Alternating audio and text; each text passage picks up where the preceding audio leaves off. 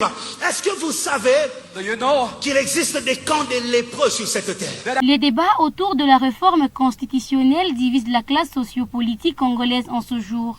Pour certains, il s'agit d'une manœuvre du régime visant à ouvrir la voie à un nouveau mandat de Félix Tshisekedi. D'autres estiment au contraire que le président Félix Tshisekedi a échoué dans sa gouvernance et ne devrait plus diriger ce pays. Pour sa part, Félix Tshisekedi se dit favorable à l'analyse de la Constitution, estimant qu'il reviendra au peuple de trancher par référendum sur l'avenir de cette loi fondamentale.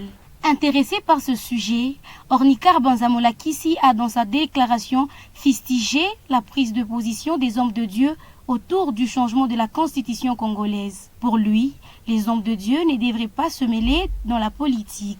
La question, je crois que particulièrement en observant ce que nous sommes en train de voir dans les médias et dans les réseaux sociaux par rapport à la prédication du pasteur Moïse Ndiaye, je crois particulièrement que c'est pas beaucoup plus intéressant par le fait que nécessairement ce n'est pas les hommes ou les princes des églises qui devraient nécessairement passer dans les médias pour s'insulter mutuellement. C'est que ce qui fait à ce que les autres ou le païen commencent à démystifier l'église. Ce qui veut dire l'église n'a plus de poids. Et alors, par conséquent, je crois que en ce qui est vrai, le pasteur Ndiaye ne devrait pas nécessairement utiliser la chair pour communiquer dans ce sens, parce que ses frères ou les pasteurs qui ont déclaré sur les changements de la Constitution, ce sont ses frères d'après tout.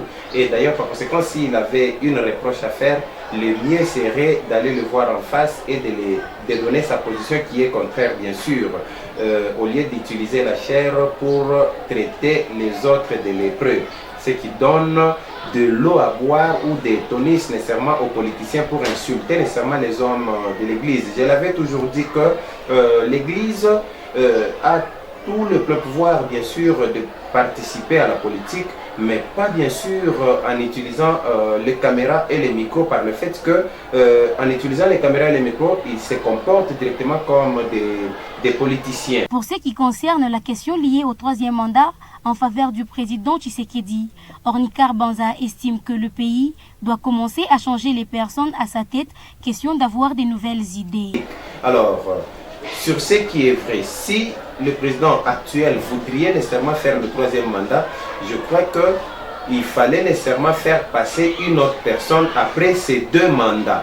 Parce que la Constitution interdit les 3 mandats successifs. Alors qu'il en a déjà fait, où il est en train de faire son deuxième mandat, je crois qu'il devrait s'arrêter. Moi particulièrement, au nom bien sûr de la démocratie que nous devons protéger et faire grandir, je crois qu'il ne fallait pas, je conseillerais au président de la République de ne pas faire le troisième mandat de peur que nous ne donnions l'aspect d'une monotonie. Parce que Joseph Kabila, si la population avait décidé à ce qu'il parte, c'est parce que nous avons senti à un certain temps, il s'était épuisé, il ne faisait que presque la même chose.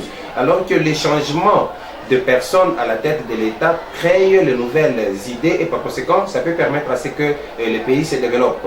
À noter que les Congolais en général doivent s'épancher sur les mêmes idées en vue de permettre le bon développement du pays.